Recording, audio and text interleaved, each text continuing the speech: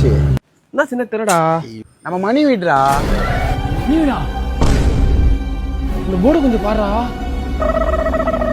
ஆடா பாத்துக்கலாம். ரகு நம்மளே பஞ்சர் பண்ணுவோம். கிரிஞ்சி தாங்க முடியாதுடா ரகு. சொன்னா கேளுடா. போயிடலாம், ஒரு வந்துட்டு ஒரு தூரம் பார்த்துட்டு போயிடலாம். மணி மணி ஏய் ஏய் வாங்கடா, என்ன இங்கே நின்ட்டீங்க?